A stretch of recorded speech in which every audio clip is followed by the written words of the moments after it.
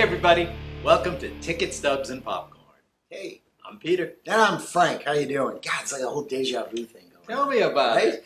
Woo. So, Today's featured actor is Anne Hathaway. Anne Hathaway, you gotta love her. She's fantastic. Very good. Let's at the end. I want to let's talk about this. So, what if you're watching a movie or a TV show or something like that? Like, what's something that will kind of take you out of it? That'll sort of burst that bubble, as you know, if you will, or something that sort of like breaks that. I don't know. I think burst the movie bubble kind of thing. Yeah. What Takes you out will of it. take you out I of got it? it. I think I get What you're takes saying. you out of a movie or a TV show? All Yeah. right.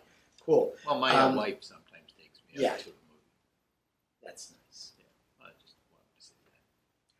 So anyway, I'm going to start off with Anne Hathaway, and I'm going to start with Princess Diaries. Princess Diaries. Princess Very Diaries, yeah. Often confused with Ella Enchanted, but it is Princess Diaries. Oh, That okay, I Princess just, you know what? I love her in it. Yeah. She's yeah. she's funny. She's like great physical comedian, I think, which Yep. is fantastic. She's and a lot of fun. She's like the She's- perfect age. for Yeah, this exactly, movie. exactly. And I don't think that it would have worked if she was older. One, because of just her age, and two, I don't know that she would like do like Yeah, that goofy I know what you crap mean. that she would need to do in that. Correct. So, and she's a great sort of opposite of Julie Andrews, Julie which I think Andrews, is yeah. great because she can be so as fun as Julie Andrews can be. She can also be very like Oh yeah. stern and British and all of Yeah. that. So I thought that she was I thought that she's really, really, really great in that.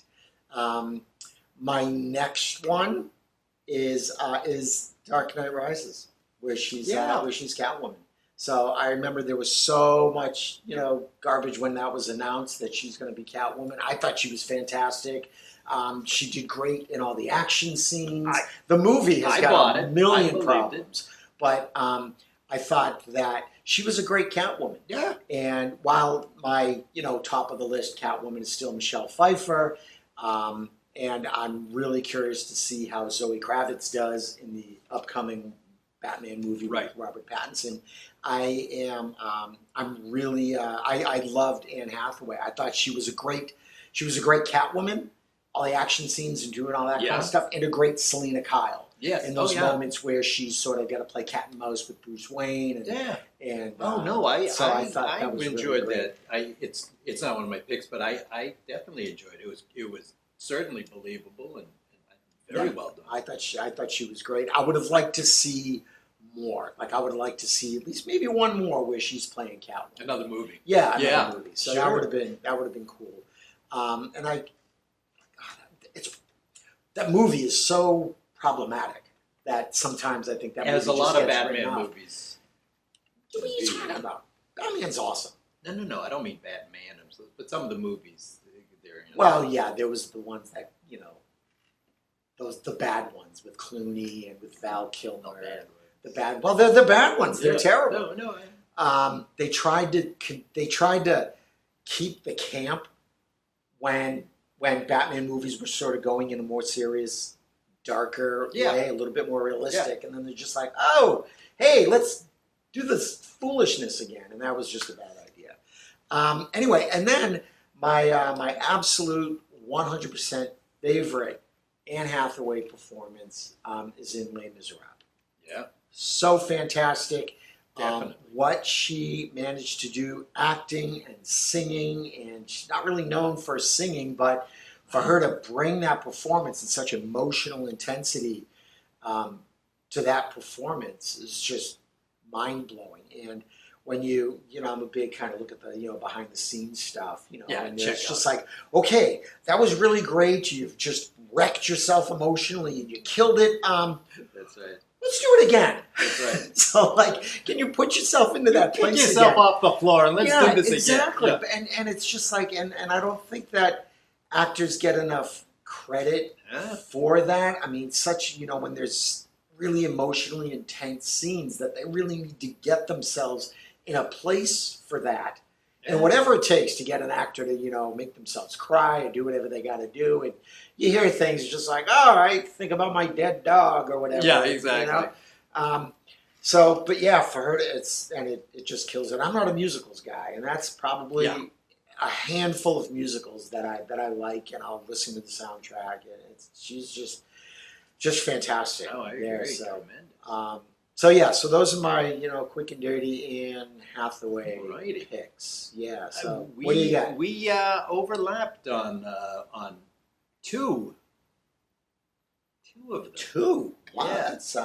Let me just, because you just finished with Les Miserables. Well, I'll go right into that one. Okay. Yeah, that one is my favorite performance of hers. So demanding, physically, vocally, everything, emotionally. I mean, there's scenes where she's spent and abused within the storyline. Yeah. But Within the production. we are sure. Do it again. Who knows? But though, there's like scenes where you're in the rain or you're crying and you're trying to belt out a song and be snotty at the same time. Right. It's like, how do you do that? Yeah. But she's doing it, and It's she's just like- doing it very well. And then it's cut. All right, we're gonna reset. That's right. Okay, I'm gonna grab a bagel and then come and do it again. Yeah. Just emotionally got manipulate it. myself, and that's It's amazing when you know that she's not when you would say she's not a trained singer, but to see her do this, it's unbelievable. And it's not as if the audience goes into this movie being completely unaware. The different versions, there were play versions, on Broadway. Yeah. Oh, there's a lot. There were a couple of different versions, so people were pretty familiar with the basic storyline. So you have expectations. And she knocked it out of the park, didn't back down, and was able to do this and did a great job. Remember during the production of it, so whatever, 7-8 months before the movie even comes out, they're already talking about the commitment because she's cut her hair drastically short. And there's like this, you know what I mean? That was this thing. That's such a weird thing. It's a weird phenomenon. It's a weird thing because you'll hear about, there'll be a news story where a male actor will, lose weight or put on weight or something like that. But you never hear something like Keanu Reeves cut his hair. Yeah. But like exactly. with a woman, you get that. It's just like, oh, she cut her hair. Yeah, I know it. It's strange. Yeah, it's so. That becomes the most noteworthy Right. thing, or And early becomes the noteworthy thing. I love seeing those clips where you see actresses on like the red carpet and someone will ask a question. It's just like, oh, who are you wearing? And like someone like Scarlett Johansson will be just like, why aren't you asking him who he's wearing? Exactly. Or Exactly. someone will say, like, there's one with Taylor Swift where it's just like, oh, you're gonna be going home with anyone tonight? She's like, no, I'm gonna go hang out with my friends. Yeah. And maybe go home with my cats. It's just, and they just have such disdain for such stupid, sexist questions. It's ridiculous. So we're pretty woke here at the Ticket Stubs and Popcorn Show. And besides, folks, if you asked Keanu Reeves who is he wearing, he'd go, I don't know. well, it was there. So exactly. Anyway, all right. So what else? That one there, we agreed on that one. Another one that we agreed with, we overlapped on Princess Diaries, which might be her first movie. I'm not sure if it is, but it's definitely what caught everybody's attention. Yeah, it's strange to think that might be. I don't know if it is, to be because honest. Now that I think about it, I don't know. Yeah, I'm not sure. But if only there was some like database, like on the internet or something, where you could look at movie information. That wouldn't be bad. Some sort of internet movie database or something. Anyway, go ahead. I like that idea. Right? We should try that. We could make hundreds of dollars. Yeah. Give it. Yeah. Give it like a cool, like, little, initial. Yeah. We can work on that. Yeah. Well, we'll noodle. Yeah. We'll noodle on that. Yeah. All right. Go ahead. So, Princess Diaries. You almost said Princess Bride, didn't you? No. No. I was good. Princess Diaries, a Disney movie, and and it brings together, like you said, a great. I mean, that the stories is been done different times, Right, different yeah. permutations, and but it always seems to work with the right principles. And in this case, certainly with Anne Hathaway and then Julie Andrews. Right. And what was interesting too is it brought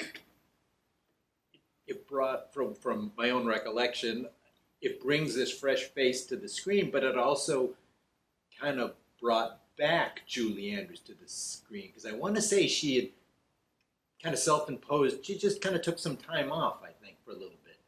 I don't remember,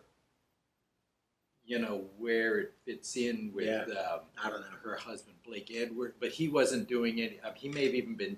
So she wasn't doing much. I think it was a self-imposed kind of thing. She just wasn't doing. And then this choice role comes around. So it was nice. We kind of got introduced to a new face, and we got reintroduced to a classic. Yeah. And that's a great. She's wonderful. She is more, like you say, physical. Slapsticky. You can have fun with stuff because people don't have so much expectations to be like, exactly. Oh, come on, that's beneath you. Right. Don't do that. Or like, oh, that was a bad choice. No, you don't have any expectations. And wonderful in that one. Although there's some actors who will they'll just work because they're working. Like Christopher Walken in that, there was that Disney movie about the bears or something like that. It was based on another one of those, that Disney, there's that Disney attraction with the bears. I can't remember the name of it. Country Bear Jamboree. Yeah, the Country Bear Jamboree thing. And Christopher Walken's in that. And you see the trailer just like, really? Is that for real? Yeah. Is that a and Saturday it's Night just Live like, parody? I'm pretty sure Christopher Walken was in there. You're just like, okay, all right. So anyway, go ahead. I'm free Tuesday between lunch and dinner. Yeah. I'll swing by. Yeah. Can we do it on the commute? Can we do it in the back of a car? Yeah, sure, Chris. Whatever you need. So that would be my second pick for her. My third pick, the movie is tremendous. The cast is tremendous, and because of it, she sometimes, even though she is the lead, she sometimes gets forgotten in it, and that's The Devil Wears Prada. Okay. Because she's got every scene. She does have the scenes with the boyfriend, but what I mean, her scenes that are maybe a little more demanding is when she has to be opposite Meryl Streep. What are you doing? Or she's supposed to be shut up. She's opposite Meryl Streep, or she's not. She never takes over the scene. Exactly. So I don't know if that's skill in a way. Like the other one has got a different sort of role, so you take a back seat in that role. But she happens to be with three people where she seems to have to, whether or not she's approaching it this way, she gives them enough room all the time. It doesn't shrink back. But you know what, though? She gives them enough room. I think, because I was thinking about Devil Wears Prada. Yeah. And I was just like, you know what? There are four primary people that she's with. She's with the boyfriend. Yeah. She's with Stanley Tucci. She's with Emily Blunt. She's with Meryl Streep. I know that when I watch that movie, okay, the scenes I'm having the most fun watching are when she's with Meryl Streep or Stanley Tucci. Okay? Yeah. The boyfriend, the scenes, when it goes back to the boyfriend, it's just like, oh, I don't care. I don't care either. They're not interesting. Isn't it funny? Adrian Grenier, whatever his name is not interesting at all. Yeah. And it's such a, he doesn't approve, he's giving her shit, blah, blah, blah. It's like, so what? That's not interesting because it's not about her relationship with him. It's about her relationship in the workplace and how she sees this world. Right. In the magazine, how the fashion thing is going to work. But it's almost as though her role in that setting is to, all right, let's give these other characters. Basically, she's there to give the other characters a reason to sort of be who they are. Yeah, exactly. You know, she's you're like the seeing sounding board. Yeah. They're bouncing stuff off Right. of her. She's Yeah. but she doesn't really do anything. But So I think though that she doesn't, like I said, shrink or disappear from the scene, and she's definitely doing her job. but she doesn't need to do, and that I Yeah. mean that's a I'm not sure if that's that's the script, that's the director. Yeah, but I also don't know. Is she acting so well that she's also knows, this scene? Oh, Stanley's got a great. This is I'm just gonna. Yeah, so You know that's what I mean? So that's tough. I appreciated the movie. I appreciated the writing in that movie, and I certainly appreciate the acting. But I love the connections, how each one interact. Each one, because like I said, the boyfriend one that didn't interest me either. Yeah, But the other connections, the work related, yeah. that connections, and I don't know. I thought she does well. Is she? Would I put her as the star? Well, not really, Right. because I'd say the other three outshine her, but she. What do you want to say? Allows them to outshine her? I don't It's know. almost like you don't want to put starring Anne Hathaway. You want to put with Anne Hathaway playing a character who gets you into seeing all these other really cool people. So, Well, and the thing is, I still. no, it's a great. I I like the movie. I just think that it doesn't like her performance. And again, it could be the script, the direction. That's hard to say, yeah.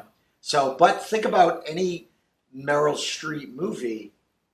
You're glued to Meryl Streep, Pretty much. Yeah. and I mean, because like in Julie and Julia, like the scenes where it's Amy Adams like at home, who cares?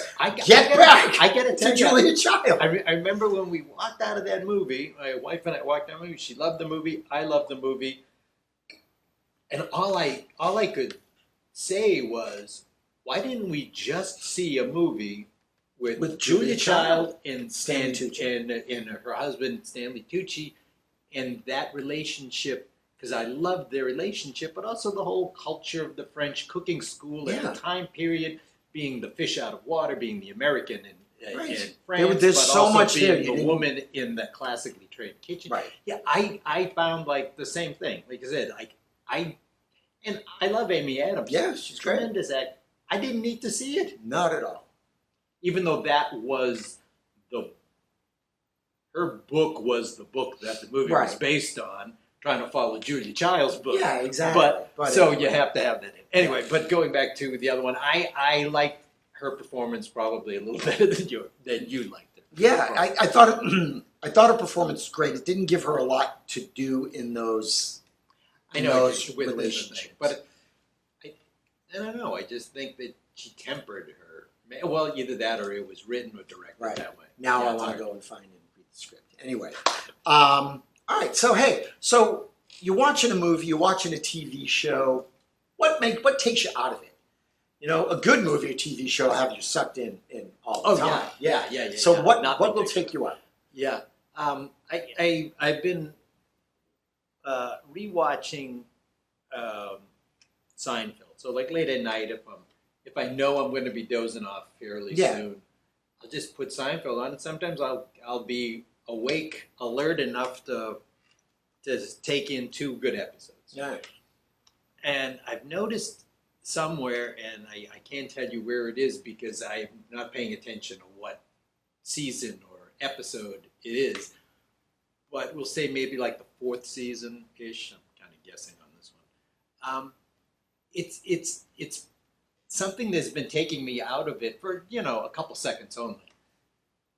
Is when Kramer makes his like sliding through the door entrance. Yeah.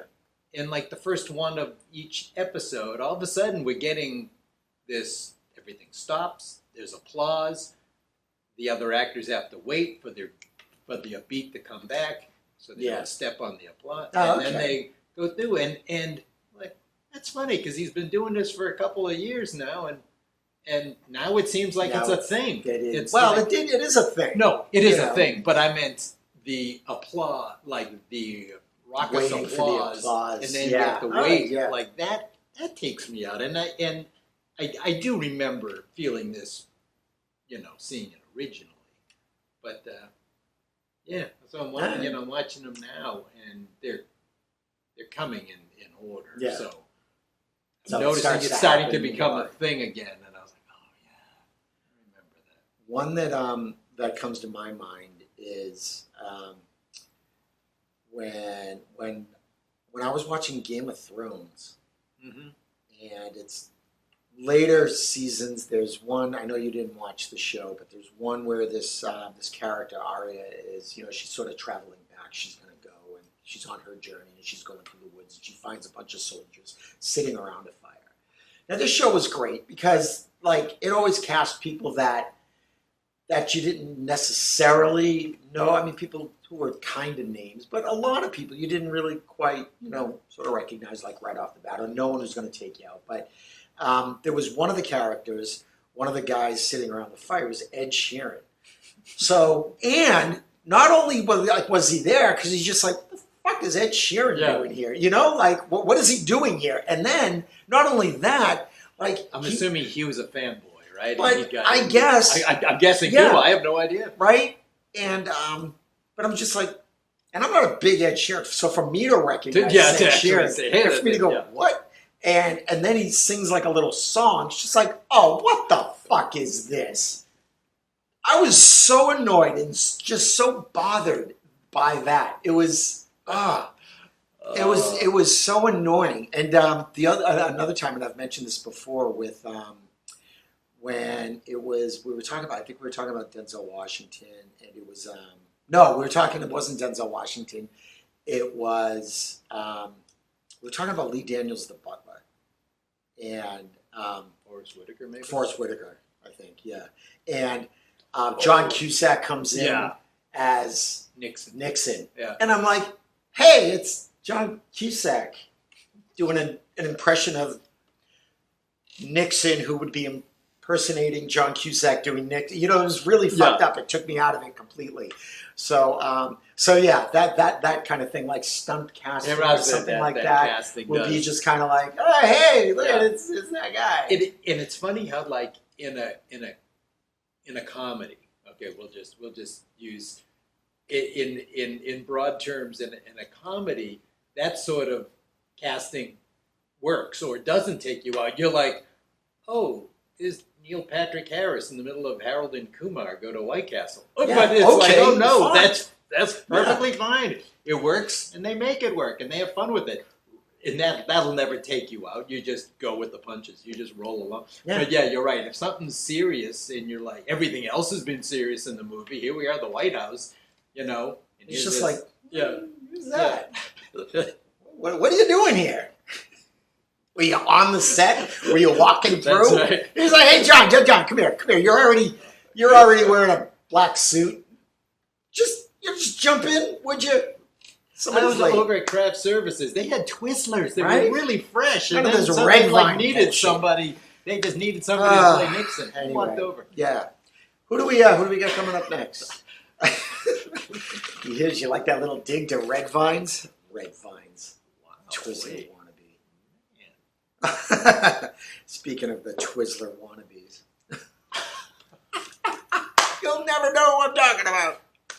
Carrot Top. Anyway. Very good. Carrot Top. Yeah. Carrot Top. Anywho, thanks everybody for watching and listening to the podcast and all that great stuff. So without disclosing the special person who has a birthday coming up this weekend, happy birthday to you, without going into any big explanations. So you know who you are. So happy birthday there, special person. So, and we'll see you next time. Bye-bye. Take care.